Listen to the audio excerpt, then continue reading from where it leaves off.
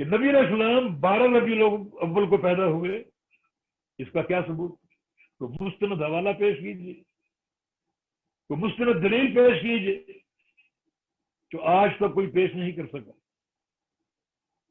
اور 20 اقوال ہے، کسی کی کوئی رائے، کسی کی کوئی رائے۔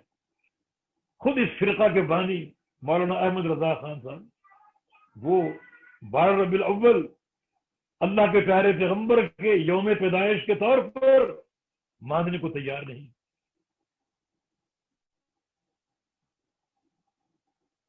تو بھائی یہ دن، یہ تاریخ اللہ نے محفوظ کیوں نہ رکھی؟